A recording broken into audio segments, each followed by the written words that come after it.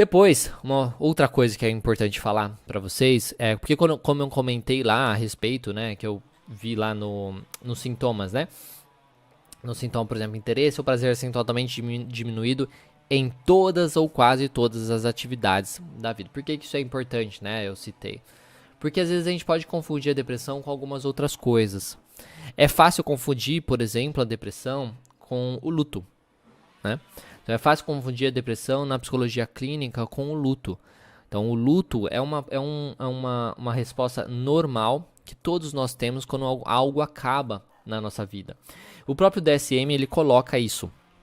Tá, ele fala lá, as respostas a uma perda significativa, por exemplo, o luto, ruína financeira, perda de um desastre natural, uma doença médica grave ou deficiência, podem incluir sentimentos de tristeza intensa, ruminação sobre a perda, insônia, falta de apetite e perda de peso observadas no critério A, que no caso são os sintomas, que pode se assemelhar a um episódio depressivo. Embora tais sintomas possam ser compreensíveis e considerados adequados à perda, a presença de um episódio depressivo maior, além da resposta normal a uma perda significativa, também deve ser cuidadosamente considerada.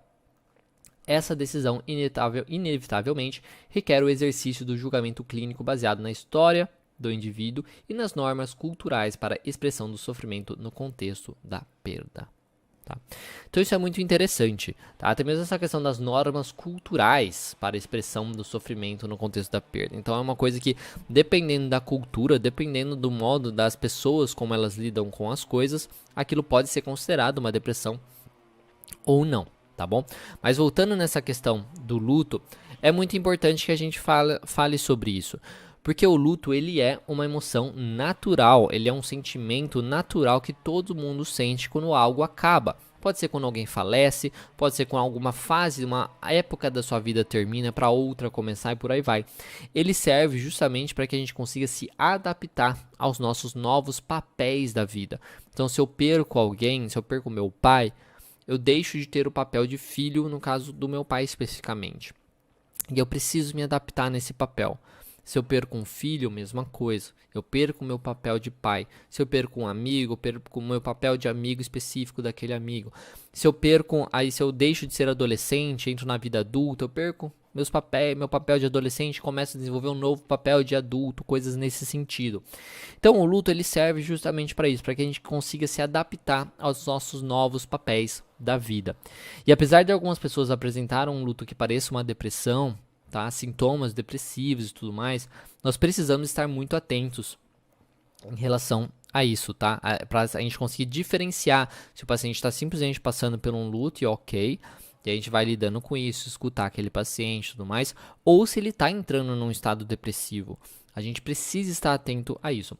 A primeira coisa, a diferença aí, é que a tristeza, ela é focada, né, pensando no paciente, a tristeza que ele está sentindo, ela é focada, por exemplo, na morte de alguém, então uma coisa muito específica ali que aconteceu, ou é generalizada, por exemplo, eu sou uma pessoa inútil, eu sou um completo fracasso, você entende? Uma coisa muito geral que gera aquela tristeza do paciente, ou é uma coisa muito focada, ai, minha mãe faleceu, né? Estou triste porque minha mãe faleceu, estou com saudade dela. Coisas nesse sentido. Então a tristeza ela é generalizada sobre ele ou ela é focada em um evento específico que aconteceu. Isso é muito importante da gente diferenciar, porque na depressão vai ser muito mais generalizado. Quando o paciente fala sobre seus sentimentos e pensamentos também ali no consultório, o conteúdo é sobre ele, sobre a sua capacidade, sobre a sua desesperança com o futuro ou sobre o que ele perdeu.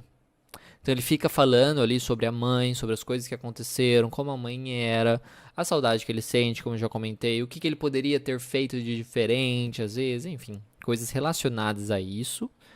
Ou é sobre ele, né, de certo modo, sobre a sua capacidade. Eu não consigo fazer as coisas. Eu sou inútil. Eu sou um bosta. Ninguém gosta de mim. Relacionado ao futuro também, as coisas não vão melhorar, nada dá certo pra mim, ou coisas nesse sentido. E quais outros sintomas ele possui que pode demonstrar ser uma depressão também? Pensando na lista de sintomas que eu já comentei. Será que existem outros sintomas que possam demonstrar que talvez seja uma depressão? Lembrando que tem que ter no mínimo 2 semanas esses sintomas todos os dias e tudo mais. Precisa estar trazendo prejuízo na vida do paciente, enfim. Há quanto tempo também o paciente está preso nesse estado depressivo? Será que não é um luto patológico? Porque se a gente pensa num luto aí há mais de 3 meses, 6 meses, por exemplo, a gente pode estar falando num luto patológico. E não necessariamente isso é uma depressão. Não quer dizer, tá bom, que o luto ele não pode gerar uma depressão. Porque se a gente pensa que uma depressão ela vai ser gerada pelas nossas interpretações, pelas coisas que acontecem com a gente, então um luto, uma situação que pode gerar um luto, pode gerar pensamentos que vão gerar uma depressão ali e manter aquela depressão no paciente. Mas não é porque o paciente está num estado de luto que ele está depressivo. Então, realizar essa diferença é muito importante. E a principal diferença é isso. É algo focado, o pensamento, os sentimentos é muito focado sobre algo, ou não, é mais generalista e eles pensam muito nele. Que ele é um bosta, que ele não consegue e por aí vai. Então é isso. Então nessa questão da depressão, isso é do luto, da diferença, a gente precisa fazer essa diferenciação também. E aí, você gostou do conteúdo desse vídeo? Porque se você quiser assistir o conteúdo dessa aula na íntegra, basta acessar o meu canal de lives aqui no YouTube. Você pode encontrar o link na descrição e além dessa aula completa, você vai encontrar também muitas outras aulas para te ajudar na sua prática clínica aí da psicologia. Então clica aí embaixo e eu te vejo lá.